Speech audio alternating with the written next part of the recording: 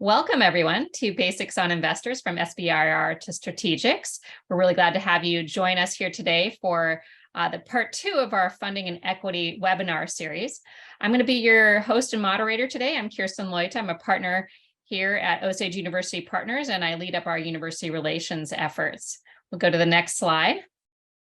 So I'm very pleased today to be joined by my panelist, Ajay Rayasam. Unfortunately, Anurag is not feeling well today and so cannot join us, but Ajay knows all the material, is going to jump in, talk a bit about life sciences, which is, been more in his comfort zone, having worked here at OUP now for the last year and a half. So Ajay, thank you so much for joining us. Could you introduce yourself? Yeah, thank you so much. Nice to meet everyone. I'm an associate on the Tech and Physical Science team at OUP. Spent the first 5 to 6 years of my career in an early stage software company, helping them grow from $0 to a few $1 million in revenue. I mostly played a product and chief of staff role. From there, transitioned to a master's program at MIT, graduated in 2020, worked at a few venture funds before transitioning over to OUP. Been here for almost 2 years and love helping early stage academic founders or PIs commercialize their research. So looking forward to meeting you all, hopefully one day. Great. Thank you so much, Jay. I'm actually just putting into our chat. We'll go to the next slide. I'm putting in the chat right now our previous webinar in this series, our Founders Equity webinar. So you can have a link to that in case you would like to watch that. Obviously, today is our second part of this series of webinars that we're having. We'll have our third part of this series in February 15th of 2023 on valuation and term sheets. And then you can see our subsequent webinars that we'll be having in 2023 on what to expect when working with VCs, cap tables and exits and payouts, as well as setting up your boards throughout the first half or so of 2023 as well. So I hope you can join us for those. For the valuation and term sheets webinar, we'll be opening up registration for that in around early January. All right, we'll go to the next slide. Great. So first, a few administrative items before we get into the content of our webinar. The slides and a recording of this webinar will be available on OUP's partner portal, and a recording will also be publicly available on our YouTube channel. The partner portal that I mentioned is an online portal for the tech transfer offices and researchers at our partner universities. And it's full of relevant tech transfer and startup content. If you haven't been under there, please go there. We have the URL here for you. You can also contact us about this.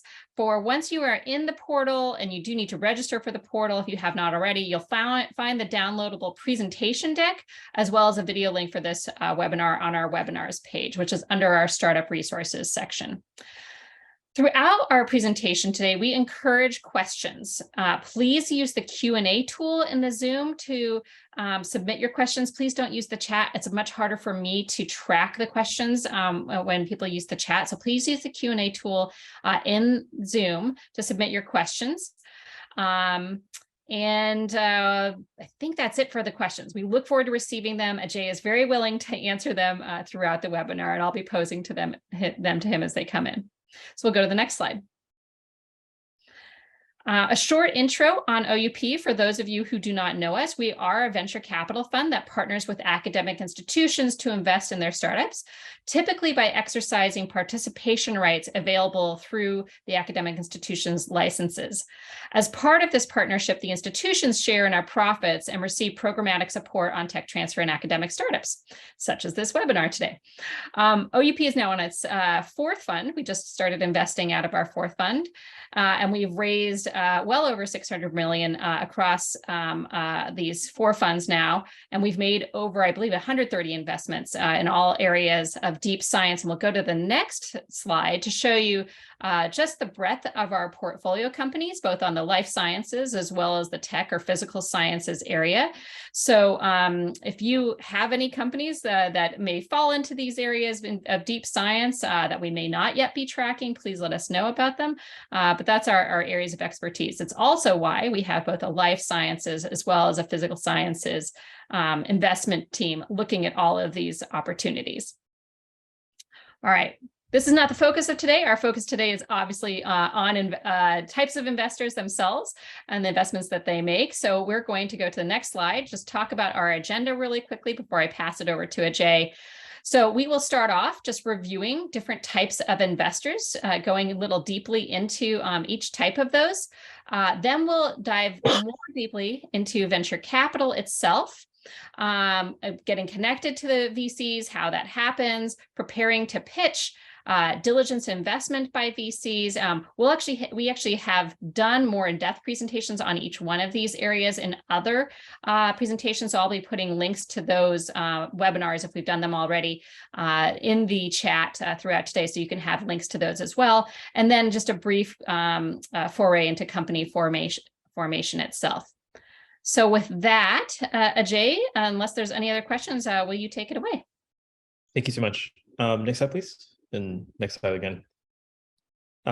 So this is just a brief overview of the type of investors that you'll encounter as you grow your startup over time. And usually, and the way this is structured is from the beginning, where you consider non-dilutive grants to family and friends round, all the way up to a strategic capital round. And really, what this is meant to show is just the different type of stages. At the stage of your startup, there are different type of investors that you should reach out to. And we'll cover each slide and in each section more in depth. But just to show there's plenty of different types of resources for you. And at each stage, they have different requirements. And we'll walk you through that. Next slide, please. Specifically for university spinouts, I think this is a good guideline to think about the progress of your startup. So you start with some type of an invention, and then you progress into some type of team formation, customer discovery, for the actual startup formation and licensing to launch the growth. And at each stage, we recommend different types of funding that could be available to you. So it starts off with the I-Core, which helps you focus on customer discovery. Just because you have a really interesting idea, it's oftentimes the most challenging thing to find a problem to solve when you've created a solution. In many cases, the opposite of a university spinout is identifying a problem and then creating a technological solution to that problem, because you already know that this individual customer will pay for it. Oftentimes, it's quite the opposite for university spinouts. Oftentimes, it requires a significant amount of funding to get off the ground. And these are really less riskier ways of basically understanding the commercial potential of your idea. And so we really recommend leveraging all of the non-dilutive sources at your disposal, which your local tech transfer office can help you and guide you and point you into the right directions. And something that I took advantage of as a student were university prizes. At MIT at least, there was a 100K competition. There was the Sandbox Fund. There's all types of resources depending on your institution that provide all types of small grants that'll help you along the way. Many of them will either give you cash grants or at least the ability to expense any type of related expenses to your idea. And so there's a lot of resources that all these universities help to encourage you to explore your entrepreneurial idea. And on the other side of the non-dilutive side, there's different phases of equity financing, and it really depends on where you are in terms of building the actual business.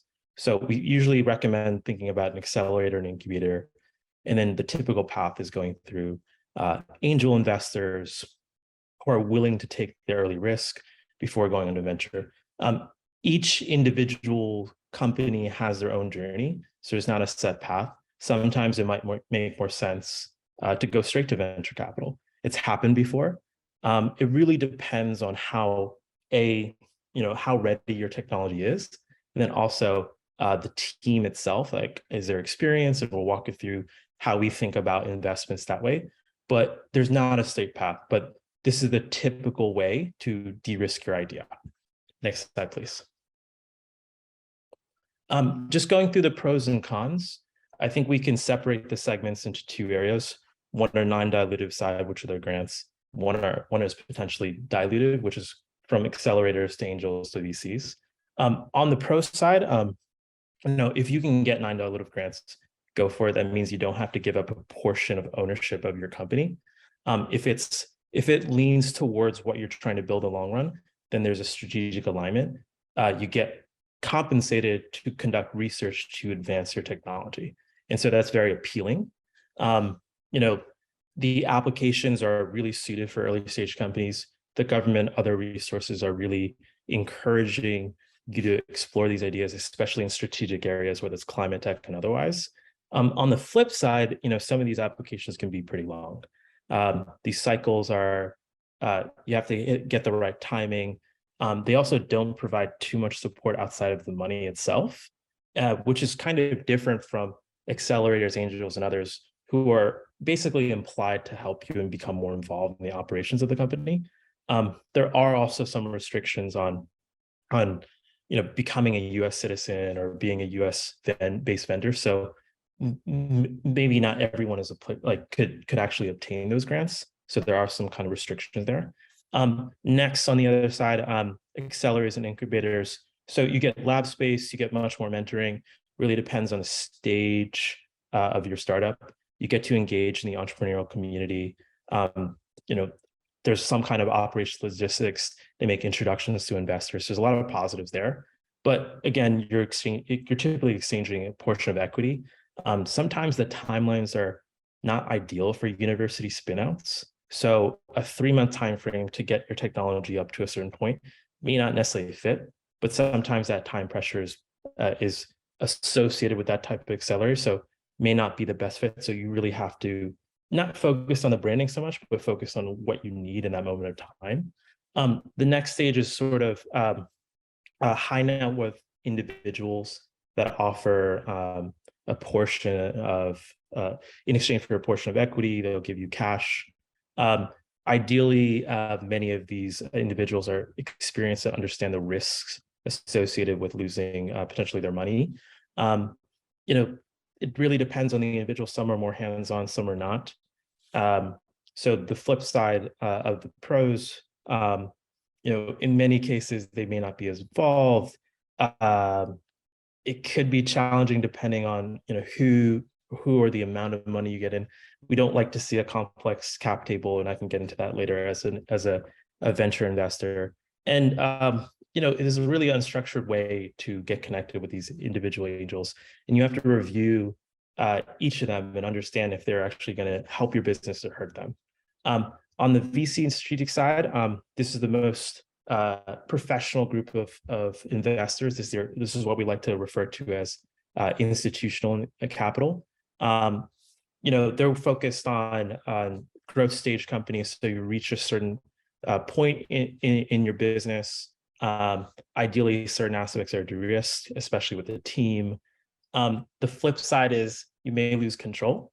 So there's an exchange of equity, which is ultimately ownership of the company. And so there's different sets of responsibilities. Part of our job is to return capital to our investors in a certain amount of time. And so there's undue pressure. And so ultimately, it's a great sign to get VC investment, but it's not the end all be all. And sometimes early stage companies and academic founders feel like they've made it when they got the investment, but really it's just the beginning. Next slide, please. Ajay, I'm just going to type in here that we did do a full presentation on friends and family, I think like a year or so ago. We did have an attorney come on, kind of talk about how it works structurally, also an accountant talking about how that works.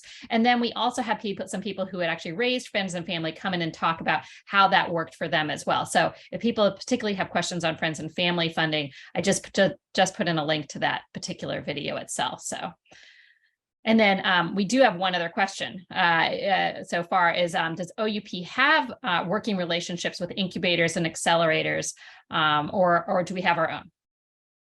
Yeah, so a part of our model is to cover over 100 universities. So we do have personal relationships with, let's say, the more common ones like Delta V from MIT, for example. We have individual relationships with Y Combinator and others. Maybe it's more loosely oriented, like again, it's personal relationships because the number of university spinouts that actually attend these type of accelerators are a little bit lower. But it's an important aspect of being a venture capitalist. Like, we're looking for all kinds of connections with and to expand our deal flow. So we relatively are connected with these type of programs. And we encourage, especially if it's too early for me, I will recommend companies to the relevant parties, the relevant accelerators. Sometimes we'll get into it in a few slides, but sometimes they're sector focused, sometimes they're focused on a particular university, and it's all connected.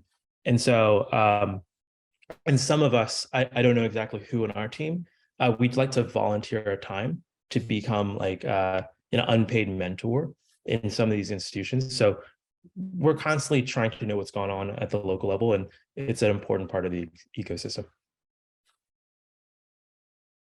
Yeah, so and I would just encourage people, like if you're looking for a local incubator or a certain incubator in a certain industry area, ask your local tech transfer office or come ask us. We can likely make recommendations based on our networks. Yeah, great. So moving on to the non-dilutive funding, we kind of briefly talked about it.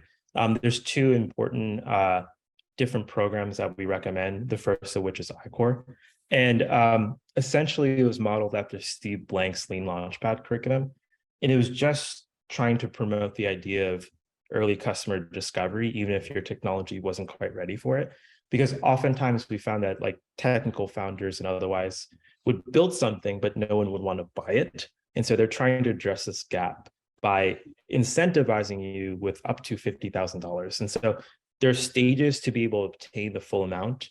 You have to attend regional training. It helps if you have a prior NSF research award. But fundamentally, this is the first step that we recommend to just explore if there's actual potential for your idea. I mean, it's easy to get excited about what you're building, and maybe you know it, the industry better than others, but to get a confirmed process from potential customers, it really not only helps you with obtaining investors, but also gives yourself internal confidence. And so I think that's a great first step. And as you're growing, the SBIR, STTR programs are excellent, especially if it aligns with your research and your end goals. Not everyone needs to build a venture-backed business. So that's something that we encourage you to think about. In terms of eligibility, the difference between the two, both have to be have to be some type of entities owned by U.S. citizens. The difference between the two is that the STTRs are associated with a nonprofit university, so that's part of the requirement. But the phases are the same. So the initial check size are 250,000, maybe a little bit more than that. And then based on the results from phase one, you can get up to $1 million or more. By phase 3, you're expected to spin out at that point to maybe perhaps you're going to earn an additional contract or actually contracts from the government. It really depends on what you're building. But the important thing to know is like this process is involved in many government organizations. So NSF has their own, DARPA, DOD, DOE. And so you just have to find, you have to align with what you're building to the specific department. Next slide, please. Great.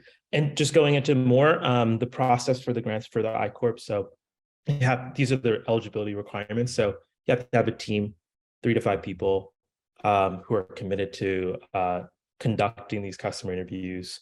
This technology has to be dedicated to, or has to be related to something in higher education. Ideally, you're a researcher, part of a lab at some point, whether you're a grad student, a research scientist, or a postdoc, or PI. The process varies based on sort of the application, whether it's national, regional. So if you get the regional level first, I think it's about $3K that you're offered. The full amount is $50K. And we encourage you to talk to your local tech transfer office as well to guide you to these local hubs. They're separated by region. And so there's different locations. So there's like a mid-Atlantic location, et cetera. And so you have to figure out the right hub to connect to, but they'll provide training. It'll be a support system. You'll be involved with a number of the teams for doing the same thing that you are doing. And so it'll just encourage you to be participative in the program. We mentioned the eligibility for the SBIR grants. I think it's pretty self-explanatory. You're a little bit further along. Perhaps it's after I-Corps. you're thinking about like really incorporating something, and you found a grant that aligns with what you want. A particular piece of advice that I received on this subject is don't apply blindly, meaning trying to connect with as many representatives of those particular departments as possible. I think there is a process to submit a pre-proposal where you can kind of preview the ideas, especially if it's relevant for something that this particular agency is looking for. It's also important to know, even if you do apply blindly, you should get feedback on how to improve your application over time. And so ultimately that just help you refine your ideas, and hopefully you'll get a grant maybe in the next cycle. I'm pretty sure the cycles are every 3 months or so, but I could be wrong. So there should be multiple times to apply over the course of a year. And of course, the website and locations are there. And I briefly talked about the different phases, but just think of phase 1 as like the initial step. And ideally, to get to phase 2, phase 3, and beyond, you've demonstrated enough progress in the initial phases, and you've demonstrated through the research that you had. Next slide, please. I'm actually, so just before we go on to the next slide, I'm going to just mention a couple things about SBIRs and STTRs, as well as we do have one question. There are a lot of resources out there on SBIRs and STTRs, especially actually through the government websites themselves, because this is such a huge program within the US. And they have roadmaps that basically will walk you step by step on how you do these. So there's a lot of information out there. So we don't want to duplicate that information. We really want to direct you to go to that information. But we did have a question about how do SBI works in terms of dollar allocation agreements between the researchers' labs and the new company when there's still significant development going on in the labs. Well, if there's still significant development going on in the labs, that's really an STTR then. For STTR, there is a minimum of 30% of the dollar allocation that needs to go to the research partner and a minimum of 40% that needs to go to the small business. So there needs to be, it's supposed to be, a collaboration between the researcher, the lab, and the small business. For SBIRs, on the other hand, just a minimum of 2/3 is supposed to go to the small business itself, but it's really not associated as much with the researcher's lab. So I think what you're describing there, to me, it sounds more like an STTR type of grant. But again, this is where you can go on and you can find out, okay, what is right for me? Because what is it that I'm looking to do? And therefore, which category should I fall under? I think that was everything I was going to, the one other thing I was going to mention, because we get this question a lot, Ajay, and so I'm going to ask the question to you is, when VCs are looking at opportunities to invest in, are there any downsides of having taken SBIR, STTR, ICOR grant money? Yeah, it's a great question. I mean, I think initially when the team is just in the formation phase and there's still a lot of technical items to de-risk, it's encouraged to get this type of funding. Hopefully you'll address the key challenges of the technology. The risk is, I think a good question is what you're proposing or what you're getting a grant for, does it align with your long-term goals and what you want to build? It's very easy to go down the path of taking too many grants. You can actually create a business just, getting grants awarded constantly. And what we don't want to invest in is basically a lifestyle business where you continually rack these grants time over time, which loosely doesn't really relate to what you want to build in the long run that can generate a lot of value. So I think there's a balance between accepting these grants that really align with what is attractive in terms of an investment, where the technology wants to go, and sort of like the early phase of accepting these grants. So it's a fine balance. So I don't think it's a bad thing initially, but over time, you'd hope that you don't stay in that direction, if that makes sense. That totally, yeah, to me it does. So thank you so much. Great. Next slide. Now that we focused on the non-dilutive piece, we're transitioning to the dilutive piece. So you're exchanging a portion of your business in turn for cash, which can be used to operate the business. So we're also assuming that you've incorporated the company, you've issued shares to your early founders, and we'll go through the different types. But let's assume you've gone to the path that you've actually got enough confirmation that this could be a valuable business. And you also think that you want to potentially have a venture-backed business. And so angel investors are typically high net worth individuals. They have either prior venture experience, operating experience, or they're just, really fascinated with certain areas and spaces. And so what we recommend is going through affiliated groups. You can meet angel investors. It really depends on your network. You can meet high net worth individuals at any point, but there are usually 3 or 4 different types of categories of groups. So the first one being your university affiliation. They're typically alumni who actively look on campus to support current students or researchers. So Stanford Angel Network, Washington U Venture Network, each university will probably have some kind of angel group. And ideally they have some kind of background in your space and you want to find the right fit. Full disclosure, I'm a member of like MIT Alumni Angels. I try to give back. What I do is like, if I find an interesting company that's really early stage, I will recommend individuals to pitch to these particular pitch days, like usually happens every quarter or so. And so I try to stay involved that way, not only to give back, but also to look at investment opportunities. And that's how that works. In different regions, there are sort of a second level angel networks. So the Mid-Atlantic region, the Carolina region, and it operates in a similar manner, but it's just a way to categorize different individuals into a specific group. You like as an angel investor, you have to apply and you have to be accepted. And so your reputation matters as well, typically. So you're typically vetted. And so it's a process. So a lot of these accredited investors are applying themselves to get into these programs. And of course, there's these national groups. So think of it, the more well-known the group, the more vetted probably they are, because it's an exclusive network. They have higher quality deal flow. And so they want to make sure that they maintain the reputation of their groups, which is why we recommend thinking about it. I think when you go to an individual outside of these groups, there's a lot more variables. You're going to have to do more research on their prior investments to understand how they've treated startups before. And think about, in terms of the size of investment, it really ranges.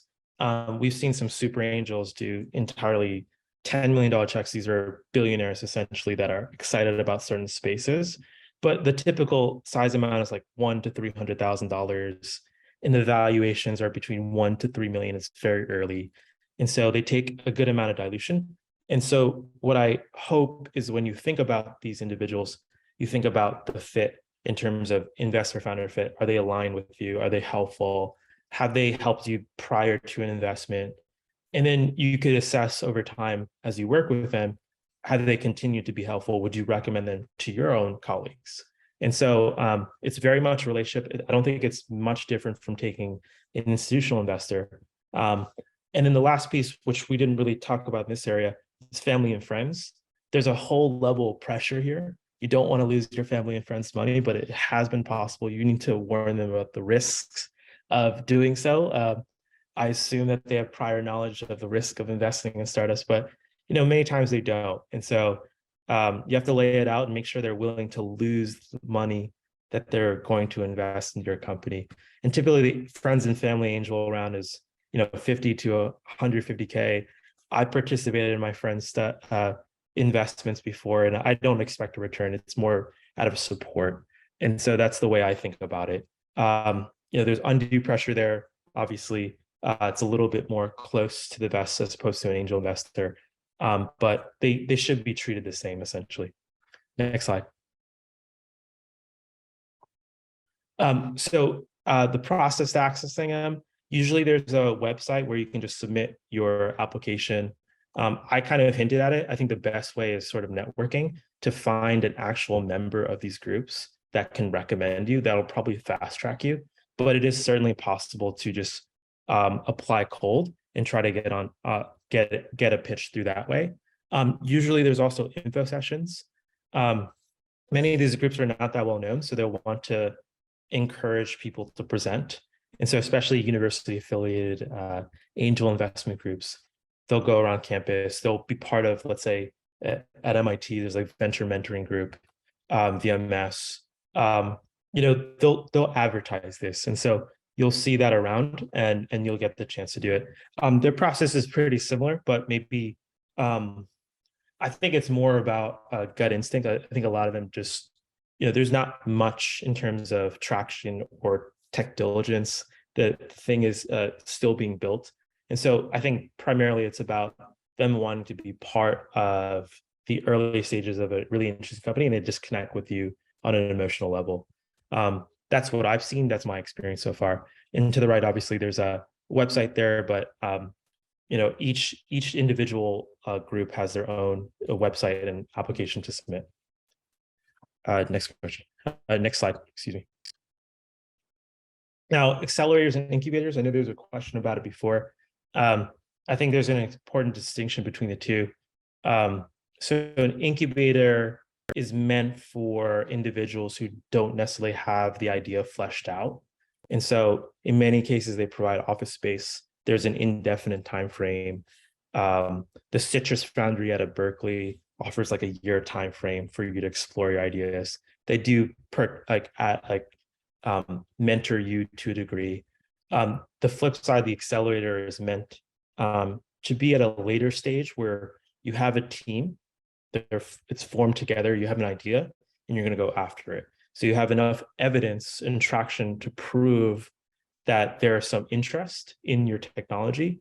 And the whole point of this stage is to really focus over a period of intensity, like a few months of intensity on proving out that hypothesis. So that's a fundamental difference. But in both cases, for the most part, they do exchange their time, mentoring, space in exchange for a portion of equity. Typically, it's not written here, it's 4 to 7%, up to $150,000. So you're looking at evaluations between $2 to $3 million, and many of which will help you raise additional funding as a result. So Y Combinator is the most famous name, but I don't know if that's always conducive for university spinouts because it's a condensed time frame, but it does give you a lot of visibility. And so, highlighting examples, I mentioned MIT's Delta V, StartX from Stanford. There's Nucleate, which is going around across the country right now. It's student-led, almost like an accelerator-like program for tech bio companies. It's getting really popular. That's non-dilutive. And then you have the dilutive versions, which are Techstars. Berkeley Skydeck is pretty well known, as well as Y Combinator. And so the process there it's pretty much the same. Formal application, you submitted something online. Some like Y Combinator are like 250 characters and less, which is really difficult. Then you go through an interview, you give your pitch. They'll have multiple interviews with the partners, usually 2 to 3 interviews, and then they'll make an offer. You have to accept the offer within a time frame. Then you go through the program, get mentorship, on a weekly basis. It could be remote. I think most of it's coming back in person. And then it culminates with a demo day. And ideally throughout that time, you're getting introduced to, investors. That's part of their incentive. They want to make sure you're successful. And then it culminates in a demo day where you give a 3 to 5 minute pitch. And ideally you get your next round of funding. Most of the successful companies already have secured the funding by the demo day. But who knows, maybe the times would change given the market environment. So how to access it, it's really a running theme here. It's your personal network. Like that's what's going to get you really the access to these programs. These incubators and accelerators are well known enough where you could probably find friends or mutual people that that have attended it. And that recommendation is often the most strongest.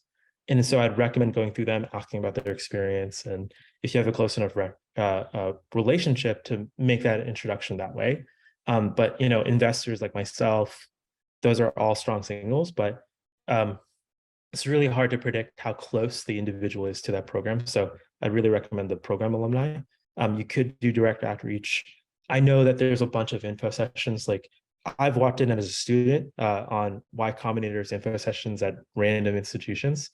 It happens that you just got to pay attention to your local clubs, entrepreneurship centers. They'll announce it. They want to encourage as many applications as possible. Next slide, please. So just there were a couple of questions you actually already answered. One of them, which was how important is your network and as far as getting into the programs. And the follow-up question that was that, like, so let's say you do a cold application through their website. Do the investors actually check on those applications that come through there?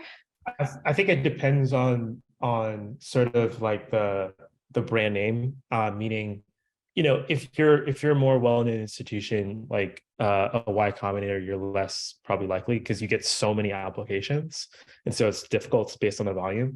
But these early stage organizations have an incentive to talk to as many people as possible, so I think they're more likely to respond than not. Okay. And in terms of YC, I think they still do read each of your applications, but at the end of the day, there has to be some kind of connection, meaning like, you have to understand two things. One, they've met you at some time at these info sessions, or you reach out directly, or you got a recommendation through a program alum, best ways to do it. And then the second is, you have the compelling team and story through your application. And usually some of these like accelerators list ideas or sectors that they are particularly fascinating. I know that by Combinator's example, they'll like put like a request for proposals or request for startups. They'll say, we're literally looking for something in this area. And obviously, if you fit that description, you'll get kind of an interview regardless of if you know people or not. But I think the fundamental theme is like, it helps to have a connection because many of these organizations get so many applications, it's hard to differentiate amongst the applications. All right, thanks. And then I know we don't have, I know we're now going to jump into do a deep dive into venture capital. But before we do, I just wanted to talk a little bit about strategics. And, because that was under, kind of your last categories about funding. Dilutive funding is venture capital and strategics.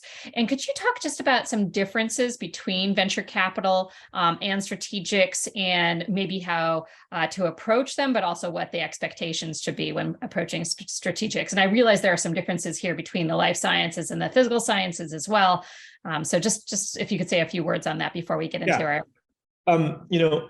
So there's been a rise of corporate venture capital in the last 5 to 10 years, and ultimately it depends. So I think first you have to categorize corporate venture into two categories. Like, are they investing off their balance sheet, or do they have a dedicated pool of capital? And really what that means is, like, are the managing directors incentivized to earn profit on their investments? Do they need approval from internal people at the corporation in order to gain investment? And what that means is that it delays the time in which they can make the investment. So the fundamental difference between a venture capital and corporate venture is that they have these constituents in which they have to sell and get on board. So sometimes the timelines for investing can be much longer. So in terms of months to make a decision, versus in venture capital, it could be a few days.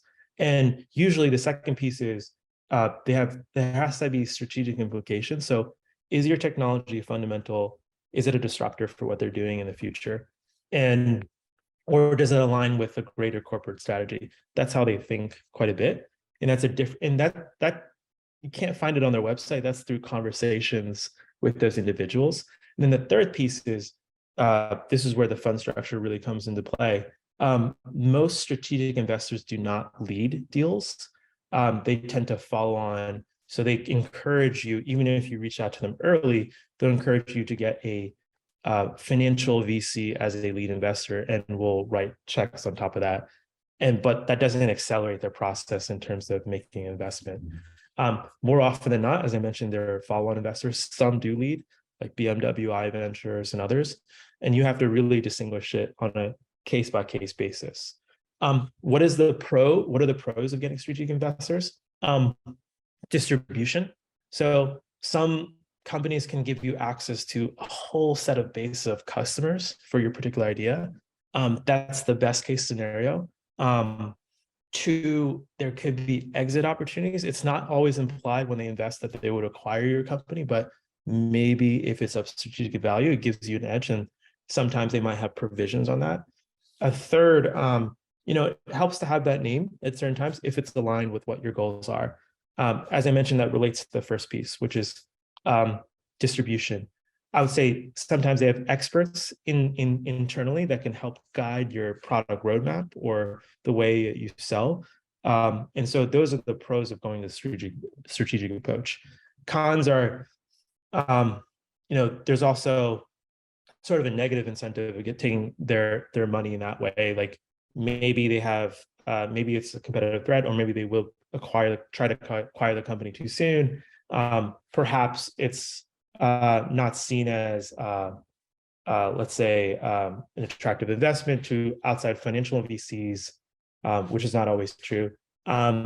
Third, they may not deliver on some of the promises when they invest, and it's not necessarily their fault. It's just these are large organizations that move slowly, and so perhaps they thought a different division would help, but maybe their priorities are different, and it's hard to control. So it's really difficult to predict there.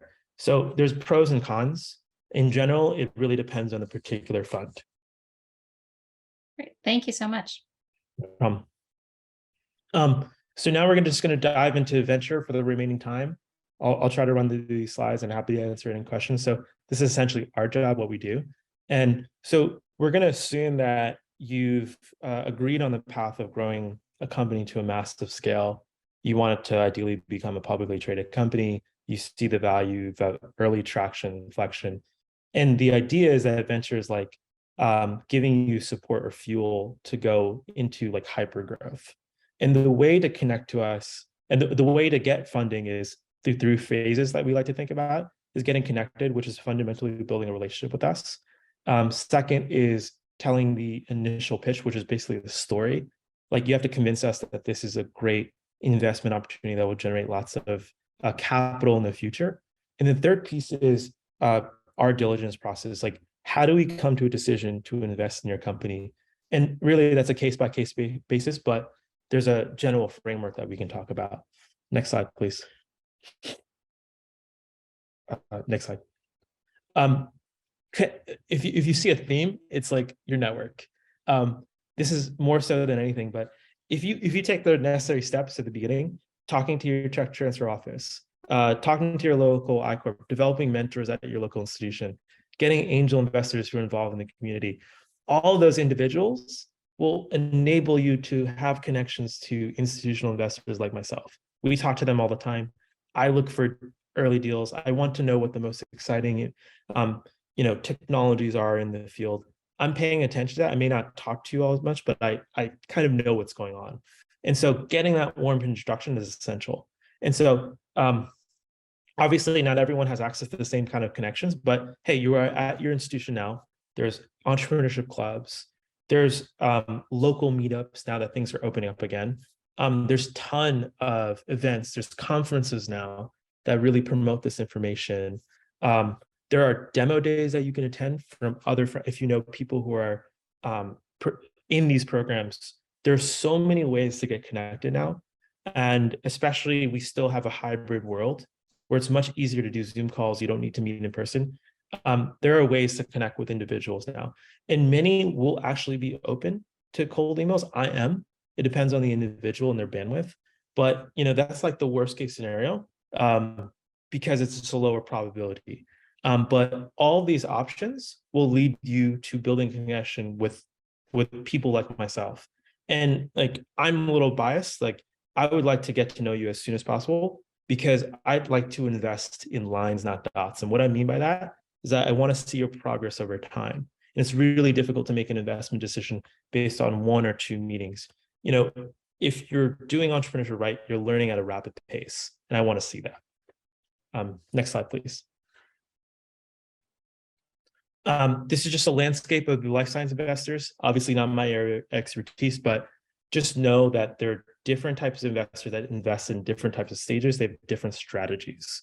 So a Third Rock Atlas likes to build companies, meaning they'd like to meet with academic founders earlier, whereas many of these other companies want something that is already in the clinic or a little bit later stage. And so just on their websites, you can figure out what their investment strategies are. And depending on your stage, you can try to fit with that individual. And I'd also encourage you to take it to the next level, which is find the individual partner who's interested in your area of expertise. Next slide, please. Next slide. Tech side is equivalent. We talked a lot about the Y Combinator piece. Different type of investors, more so than ever before. There's really been a blend of both tech and life science investors. They all have different arms, new partners. So I think we're seeing kind of an emergence of different types of investors that are investing across the board. Doesn't change. I would say just try to fit with kind of like the category of investment. Something to highlight, like SV Angels, like, they invested in Apple. So getting access to them is going to be a lot more difficult than your local angel group. But if you can do that somehow, that's obviously a great thing. Next slide. Who and how to approach. So this is a high level of our process. I won't get too into it. Kirsten mentioned that we've talked about this in more depth, but high level process. So there are associates, junior partners who are responsible for sourcing deals or investment opportunities, which is basically connecting with individuals like yourself. They highlight things to their managing partner. Sometimes a managing partner gets access to the investment opportunities as well. And then we collectively make a decision over a period of weeks to months or days, depending on the scenario. But the thing is to highlight, sometimes you may think that I need to, connect with a decision maker, like a partner and above. Great. If you can get connected, do it. But if you're connected with an associate like myself, that's perfectly okay. Sometimes it's better because ultimately I'm responsible for the carrying out the diligence anyways. These are flat organizations. I wouldn't worry so much about title because I'm incentivized at this stage in my career to talk to as many people as possible and try to ask, I think the thing that I would focus on is, as you're talking to associates, is the associate bringing on more senior level people, and are they carrying it through the process? That's more of a signal of how interested the party is, and that's something to keep in mind. Next slide, please. So highlight what you learned from what I've shared today. Each individual investor, from accelerators to angel investors to institutional investors like strategic investors to financial VCs like ourselves, they all have a different strategy. So based on sector, stage, availability, ownership targets, it can get really into it. Some are climate-based funds, some are generalist funds like ours. It's important to understand what the investor is looking for because they make it available to everyone.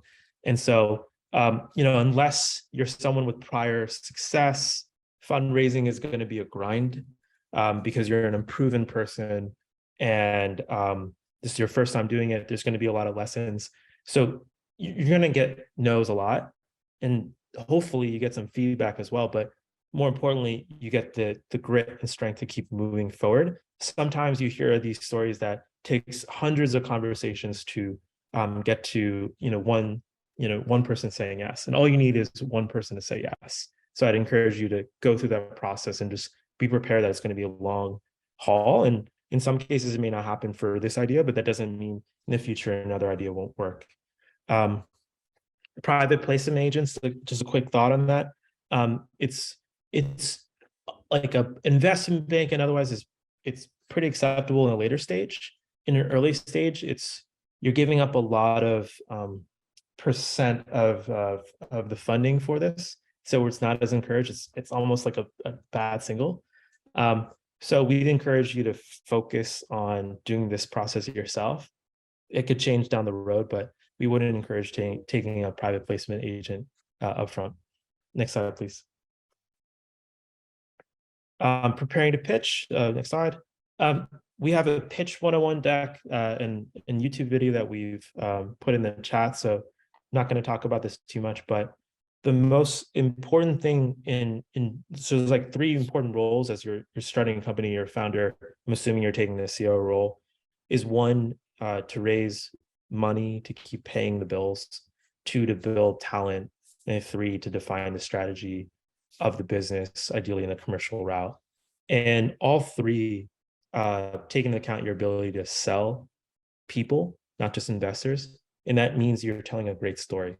And so this is a fundamental structure of telling a great story about your business. And the most important being clearly explain your problem solution in a very simple manner, which is difficult when it's a complex technology. And then second, talk about how you're assembling the team who's going to execute on that strategy. Those are the two most important things that I want to highlight. The rest, you could look on that particular YouTube video.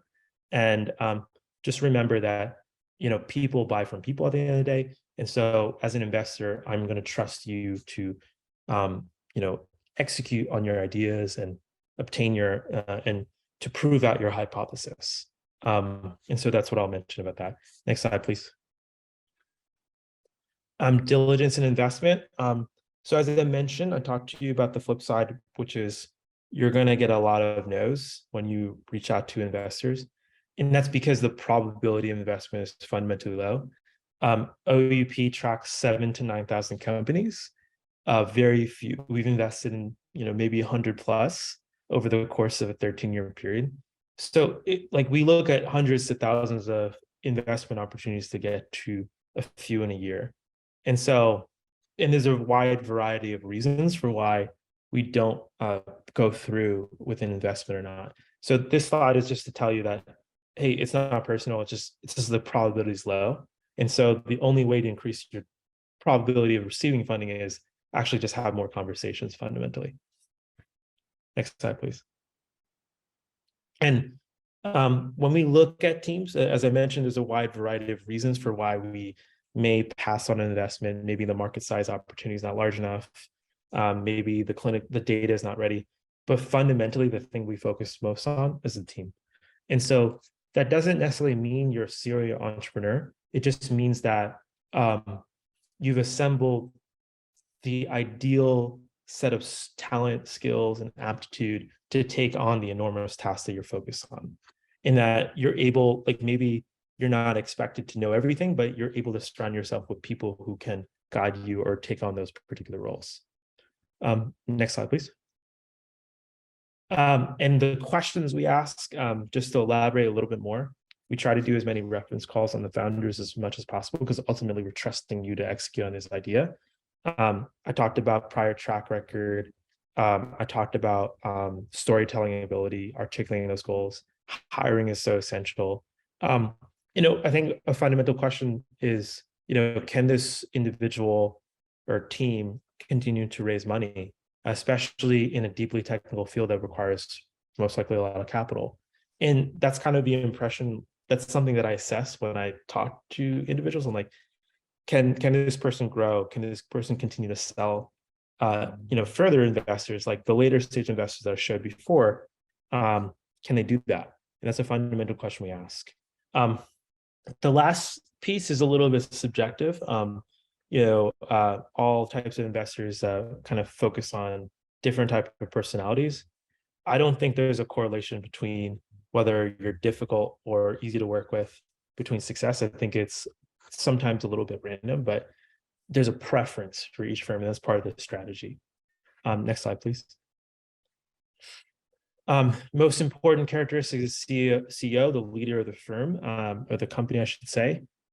These are characters that we like to see. So, of course, this is part of our strategy. Competitive drive, being able to simultaneously think of the high-level details as well as the minute details. Being realistic, modest, being very communicative, combination of low and high ego, which means that you're humble enough to know what's wrong, but also you're confident enough in your own abilities. And ultimately, we think that being flexible and being adaptable for changing market environments or technical challenges, things don't always work the way you want, and you have to adjust and be resilient. Next slide, please. Company formation. These are the last few slides that I'll talk about. We get this question quite a bit, like what's the right structure to form your company? And it's it goes back to the initial question, like, do you want to take in institutional investors over time? Do you want to take venture capital? Because there's a whole set of requirements. Do you want to build a publicly traded company that generates hundreds to $1 billion of value? We think the easiest way is to have a Delaware C Corp, in which you can take on outside investments. You could create a LLC and convert it over time, but that'll be more costly. But I think the simple question is, if you want to go down this path, we encourage you to do a C Corp, and we're happy to talk more about it. I think we have a webinar on that as well. Excited. I think that's it for today for the core presentation. Yes, right. So we do have a few questions, and yes, we do have a webinar on LLCs. That Katie, would you mind putting that in the chat? I put it in earlier, but I don't have it at my fingertips at the moment. So we'll stay on this slide. So if in case anyone wants to contact you afterwards and ask some more questions, just to note everyone, we did put the survey link in the chat. So please do answer the survey. We do use these to help us with future webinars and what it is that you're interested in. And I am going to just mention before people start shuffling off too, that we do have our next webinar in this series on February 15th. That's the valuations and term sheets webinar. But we do have one webinar, actually probably two webinars before that, one of which is going to be on data licensing. So watch your emails for that one as well. But let's go to some of the questions that we have. So a question from one of our audience members, does a strategic investor who doesn't participate in future rounds raise a red flag for other investors more so than a normal VC would? Them, potentially a normal VC not participating in those future rounds. Okay, I'm going to assume that they've already invested in a previous round. I think that's what they're saying. Okay. So it's already someone who's invested in the company. Would they're not participating in a future round versus a normal VC who'd also invested, would that raise a more of a red flag? Yeah. It's a red flag either way if they're a strategic investor or a normal VC. You want to know why the insiders, that means the existing investors, aren't continuing to invest in the company. Typically, the way you generate massive returns in venture capital is through the power law. Basically, a few number of deals drive returns for your entire investment. So you can make 100 investments, but really it's like one investment really carries the entire return. And so usually you want to invest as much as you can into that particular investment, because it doesn't come around that often.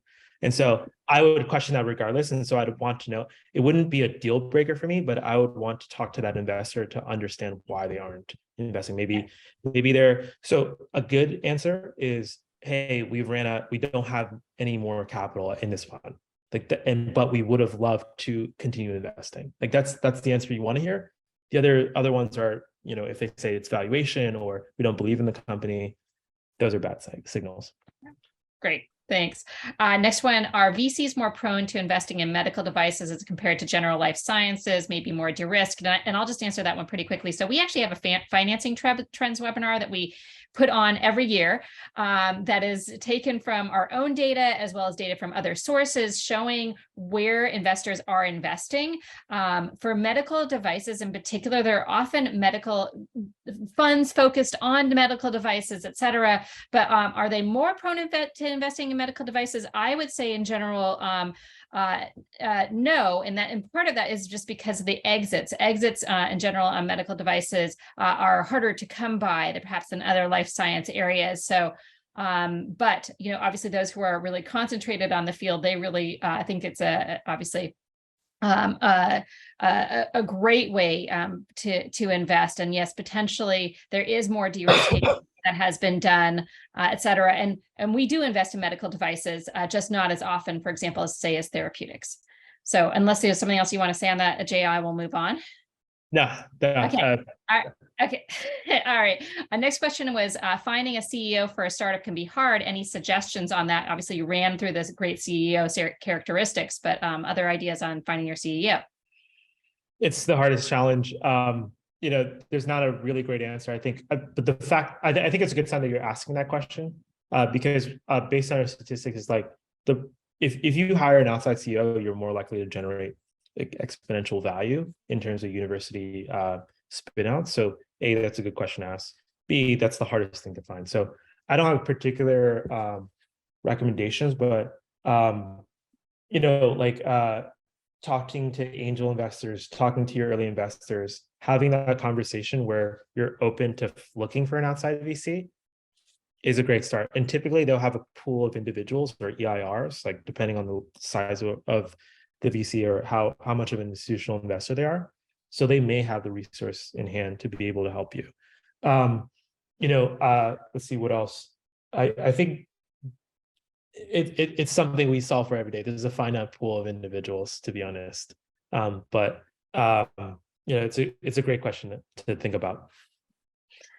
I'm sure we will have additional, we've had other webinars on talent and CEOs in the past. I'm sure we will have more in the future because it is obviously just one of the most critical areas that's the hardest to deal with. Okay. And one thing I'll just add on that I forgot to mention is like in many cases, VCs like myself, when we get to that stage, we hire like professional recruiters, and so we Yes. spend a considerable amount of. Right.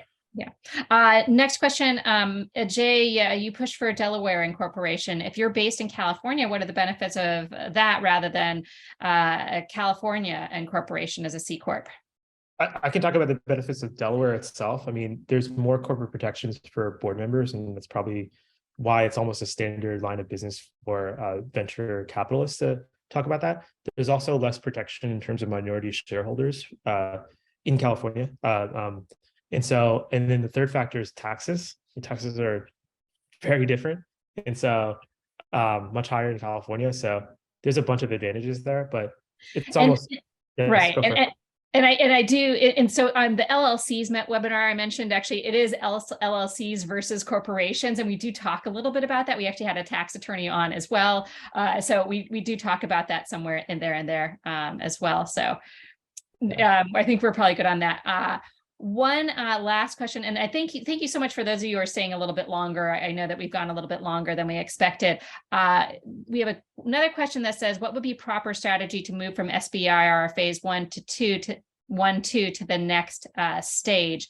So I'm not sure if they're asking about phase 3 or for the moving from phase 1 to phase 2 there. But for phase 2, basically, I know that the SBIR and STTR folks are really looking at what you did in phase 1 and saying, yes, this is now ripe and ready for these next steps, and you're showing what you accomplished for that. But I'm not sure if they're asking something else there, if you glean something else from that, Ajay. Yeah. To private fundings, the person says. So going from phase 1 and phase 2 to private fundings, making that jump, I guess what you've shown there.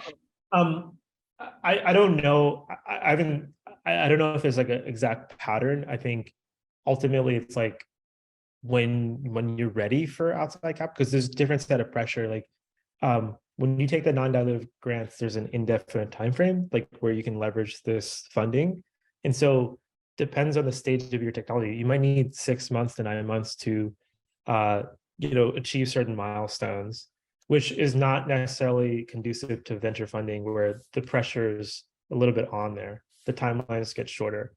And so I think it's a case-by-case basis. And some actually ended up raising at the same time because it's conducive, it's the right moment, and they also have interested parties. Okay. All right, I'm just typing in our last answer. Someone wanted some more information on the SBIR STTRs, but I don't think we have any other questions. So Ajay, I'd like to thank you so much for taking the time and filling in for Anurag, who again is not feeling so great today. And so thank you for being here for the entire time, answering everyone's questions. Thank you so much to our audience, for so many of you for sticking around for even past our time. We're really glad that you joined us today. Thank you in advance for filling out the survey, as we do use that. And thank you everyone for spending this last year with us on all of our webinars. We have a lot more coming up this next year, and we look forward to seeing you at those then. Take care. Take care.